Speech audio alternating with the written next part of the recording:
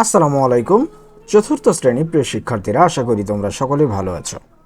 তোমাদের বিজ্ঞান বইয়ের দ্বিতীয় অধ্যায়ের নতুন একটি লেকচার নিয়ে হাজির হলাম আমি রবিউল। শিক্ষার্থীরা, আশা করি লেকচারটি দেখার আগে চ্যানেলটি সাবস্ক্রাইব করবা, কারণ চতুর্থ শ্রেণীর সকল বিষয়ের উপর আলাদা লেকচার এই চ্যানেলে আপলোড করা হয়। এই লেকচারে তোমাদের বিজ্ঞান বইয়ের দ্বিতীয় অধ্যায়ের 11 এবং 12 নম্বর পৃষ্ঠা নিয়ে আলোচনা করা হবে। তো চলো লেকচার শুরু করা যাক। তো দেখো, দ্বিতীয় অধ্যায়ের নাম হলো উদ্ভিদ ও প্রাণী। ঠিক আছে, এই অধ্যায়ে কিন্তু 11 নম্বর এবং 12 নম্বর পৃষ্ঠা নিয়ে আলোচনা করা হবে। তো দেখো, এখানে বলা আছে উদ্ভিদ ও প্রাণী। আমাদের দ্বিতীয় অধ্যায়ের নাম হলো উদ্ভিদ ও প্রাণী। প্রথমে বলছে, দেখো, উদ্ভিদ ও প্রাণীর মধ্যে পার্থক্য। উদ্ভিদ ও প্রাণী উভয়েই কিন্তু জীব। উদ্ভিদ এবং প্রাণী কিন্তু উভয়ই জীব। যেমন ধরো উদ্ভিদ, যেমন ধরো তুমি বাসা থেকে বের হওয়ার পর থেকে শুরু করে আশেপাশে তাকালে দেখবা অনেক ধরনের কিন্তু উদ্ভিদ আছে। অনেক ধরনের কি আছে, ছোট থেকে বড় থেকে শুরু করে মাঝারি সব ধরনের কিন্তু উদ্ভিদ আছে। মানে কি, উদ্ভিদের জীবন আছে বলেই তারা কিন্তু দাঁড়িয়ে আছে। এই জীবন আছে বলেই তাদেরকে বলা হয় কিন্তু জীব, কারণ তাদের কিন্তু জীবন আছে, তাই না?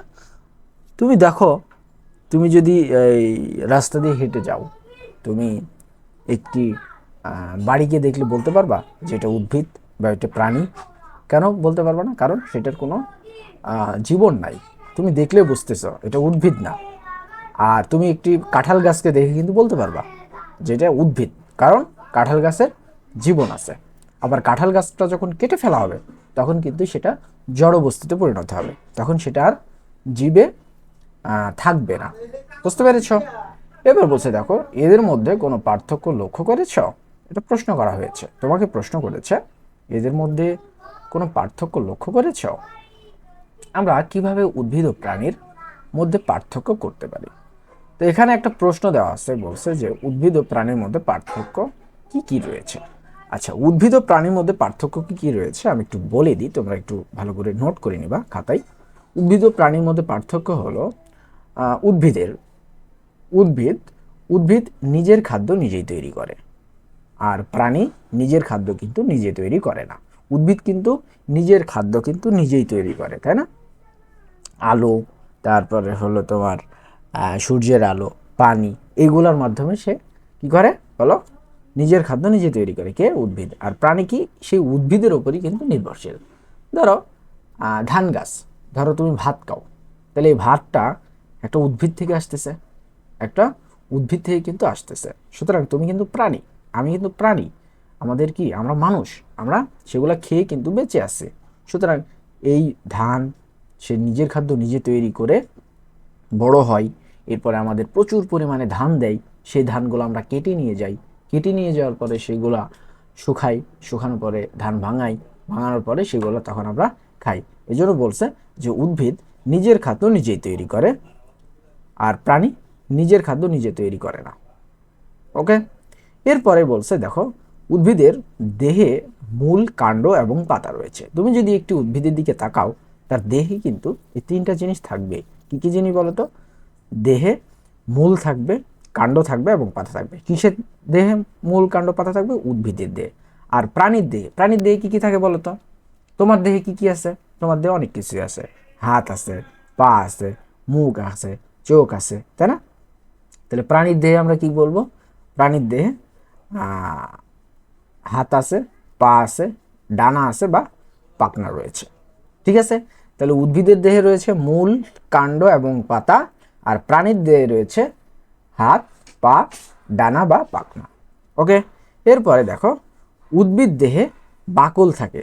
উদ্ভিদ দেহে বাকল থাকে, যেমন ধরো একটি গাছের কাছে যদি যাও, গাছকে যে অংশটা ঢেকে রাখে, গাছকে আবরণ দিয়ে যে অংশটা ঢেকে রাখে, ওই অংশটাকে বলা হয় বাকল। অনেক সময় দেখবা কোনো উদ্ভিদ যদি মারা যায়, এই বাকলগুলা কিন্তু কি হয়ে যায় বলো তো? মারা না গেলেও অনেক সময় বাকলগুলা কি করা যায়, মানে উদ্ভিদ দেহ থেকে কিন্তু টেনে টেনে ছেঁড়া যায়, তাই না? বাকলগুলো অর্থাৎ উদ্ভিদকে যে শক্তিশালী যে প্রোটেক্ট দিয়ে থাকে বা উপরের যে আবরণটা, এই আবরণটাকে বলা হয় বাকল। আর প্রাণী দেহে কি থাকে বলো তো, আঁশ বা পালক থাকে। যেমন ধরো তুমি মাছের কথা চিন্তা করো, তাহলে তুমি মাছ যখন রান্না করে তোমার আম্মু বা আব্বু, তখন মাছ কি আঁশ না ফেলে রান্না করে, মানে আঁশ যুক্ত রান্না করে না আঁশাকে কেটে নেয় বা আঁশ ছাড়িয়ে নেয় তারপরে রান্না করে? অবশ্য আঁশ ছাড়িয়ে নেয় তারপর রান্না করে। এই আঁশটাই হলো সে প্রাণীর কি বলো, প্রাণী দেহে থাকে বা পালক থাকে। পালক কি, ধরো তুমি একটি পাখির কথা চিন্তা করো, ধরো তুমি শালিক পাখি বা কোয়েল পাখির কথা চিন্তা করো। কোয়েল পাখি যেহেতু খাওয়া যায়, কোয়েল পাখির কথা, এখন কোয়েল পাখির শরীরে কি থাকে বলো তো? কোয়েল পাখির শরীরে কিন্তু পালক থাকে। তাহলে আমরা বলতে পারি উদ্ভিদ দেহে বাকল থাকে এবং প্রাণী দেহে আঁশ বা পালক থাকে। ওকে, এরপরে দেখো উদ্ভিদ এক স্থানে মূলের সাহায্যে আঁকড়ে ধরে থাকে। আচ্ছা, উদ্ভিদ কিন্তু এক স্থান থেকে অন্য স্থানে স্থানান্তরিত হতে পারে না, অর্থাৎ চলাচল করতে পারে না। চাইলেই আজকে সে ধরো ঢাকাতে থাকবে, কালকে তোমার বগুড়াতে যাবে, বা তারপরের দিন তোমার রাজশাহীতে যাবে, এরপরের দিন চট্টগ্রাম যাবে, এরকম কিন্তু পারবে না। সে এক স্থানে মূলের সাহায্যে আঁকড়ে ধরে থাকবে, অর্থাৎ যেখানেই থাকবে সেখানেই তার মৃত্যু ঘটবে বা সেখানেই তাকে কেটে ফেলা হবে, এরকম একটা অবস্থা। তাহলে উদ্ভিদ এক স্থানে মূলের সাহায্যে মাটি আঁকড়ে থাকে। তাহলে প্রাণী কি হতে পারে? তাহলে প্রাণী হাত, পা, ডানা বা পাখনা ব্যবহার করে চলাফেরা কিন্তু করতে পারে। তুমি যে কোনো প্রাণীর দিকে তাকাও, যে কোনো প্রাণীর দিকে তুমি তাকাও, যে কোনো, তারা কিন্তু এক স্থান থেকে অন্য স্থানে স্থানান্তরিত হতে পারে। তারা হাত আছে, পা আছে, এই জন্য তারা এক স্থান থেকে অন্য স্থানে যেতে পারে। তাহলে বলতে পারি প্রাণী হাত, পা, ডানা বা পাখনা ব্যবহার করে চলাফেরা করতে পারে। ওকে, তো আশা করি এই উদ্ভিদ ও প্রাণীর মধ্যে কি কি পার্থক্য রয়েছে সেটা কিন্তু আমরা বুঝতে পেরেছি। এরপরে দেখো একটা ছক দেওয়া আছে, এরপর কিন্তু একটা ছক দেওয়া আছে। এখানে বলছে উদ্ভিদ ও প্রাণীর বৈশিষ্ট্য কি করতে হবে। বলছেন এক, নিচে দেখানো ছকের মতো খাতায় একটি ছক তৈরি করি। আচ্ছা, এই যে এই ছকটা, এই যে এই ছকের কথা বলছে, এই ছকটার মতো তোমার নিজের খাতায় একটা ছক তৈরি করবা। করে প্রশ্ন, এখানে প্রশ্ন আছে, এখানে উত্তর দিতে হবে, এখানে উত্তর উদ্ভিদেরটা দিতে হবে, এখানে উত্তর প্রাণীরটা দিতে হবে। দেখো কি বলছে, কিভাবে শক্তি পাই, উদ্ভিদ কিভাবে শক্তি পায় সেটা এখানে লিখতে হবে এবং প্রাণী কিভাবে শক্তি পায় সেটা এখানে লিখতে হবে। তো চলো আমরা এই প্রশ্ন উত্তরটা ছোট ছোট করে দিয়ে দিই। তাহলে উদ্ভিদ কিভাবে শক্তি পায় এটা আমরা আগে লিখব। উদ্ভিদ নিজের খাদ্য, নিজের তৈরি খাদ্য থেকে। তাহলে উদ্ভিদ কিভাবে শক্তি পায়? নিজের তৈরি খাদ্য থেকে।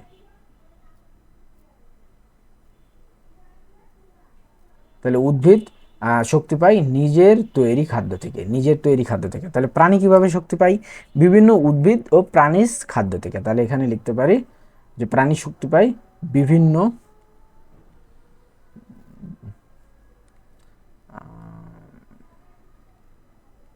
বিভিন্ন উদ্ভিদ ও বিভিন্ন উদ্ভিদ ও প্রাণীজ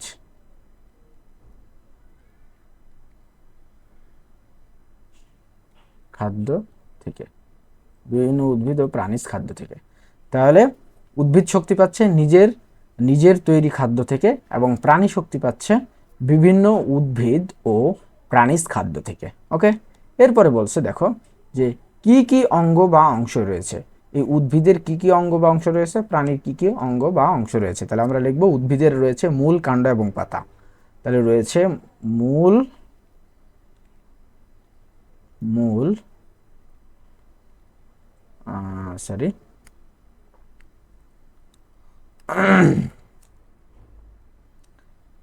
কাণ্ড হবে, আমরা ভুল লিখে ফেলছি, মূল,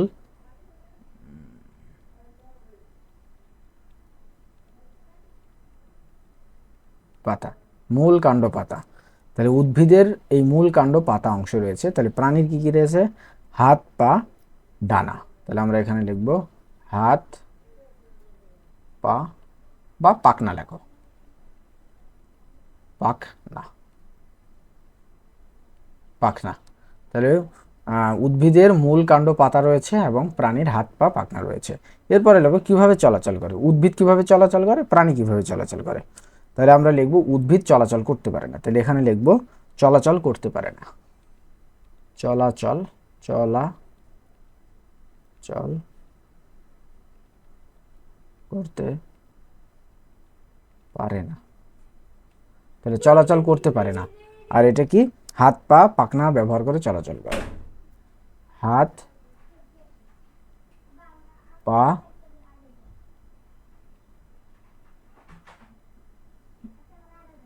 পাখনা, হাত পা পাখনা ব্যবহার করে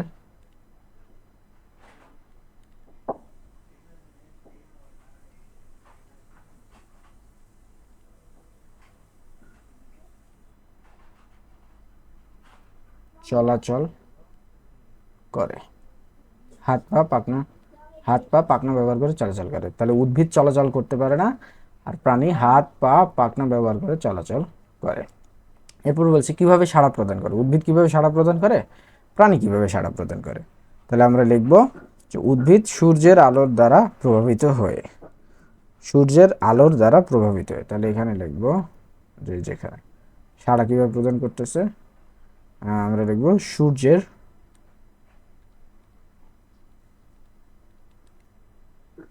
সূর্যের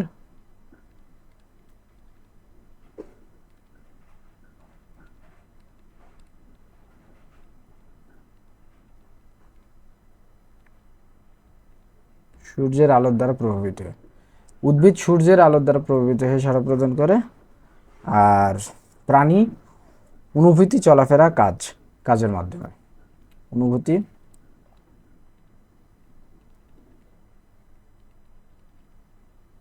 চলাফেরা এবং কাজের মাধ্যমে, চলাফেরা এবং কাজের মাধ্যমে। ঠিক আছে, ওকে, কাজের মাধ্যমে। এরপরে আরো কিছু, তাহলে আরো কিছু কি লিখতে পারি? উদ্ভিদ আকার আকৃতি নির্দিষ্ট নয়। উদ্ভিদের কিন্তু আকার আকৃতি নির্দিষ্ট নয়। আমরা বলতে পারি আকার আকৃতি, উদ্ভিদের আকার আকৃতি নির্দিষ্ট নয়, নির্দিষ্ট নয়। উদ্ভিদের আকার আকৃতি নির্দিষ্ট নয়, আর প্রাণীর আকার আকৃতি সুনির্দিষ্ট। প্রাণীর আকার আকৃতি সুনির্দিষ্ট, সুনির্দিষ্ট, সুনির্দিষ্ট। ঠিক আছে, তাহলে আমি আবার প্রথম থেকে একটু বলি। উদ্ভিদ কিভাবে শক্তি পায়? নিজের তৈরি খাদ্য থেকে। প্রাণী কিভাবে শক্তি পায়? বিভিন্ন উদ্ভিদ ও প্রাণীজ খাদ্য থেকে। তাহলে কি কি অঙ্গ বা অংশ রয়েছে উদ্ভিদের? উদ্ভিদের রয়েছে মূল, কাণ্ড, পাতা, আর প্রাণীর রয়েছে হাত পা পাখনা। এরপরে কিভাবে চলাচল করে উদ্ভিদ? উদ্ভিদ চলাচল করতে পারে না, আর প্রাণী হাত পা পাখনা ব্যবহার করে চলাচল করে। এরপরে কিভাবে সাড়া প্রদান করে উদ্ভিদ? সূর্যের আলো দ্বারা প্রভাবিত হয়ে উদ্ভিদ সাড়া প্রদান করে, আর প্রাণী অনুভূতি চলাফেরা ও কাজের মাধ্যমে প্রাণী সাড়া প্রদান করে। আরো কিছু বলতে গেলে উদ্ভিদের আকার আকৃতি নির্দিষ্ট নয়, আর প্রাণীর আকার আকৃতি নির্দিষ্ট। তো আশা করি বুঝতে পেরেছো বিষয়টি।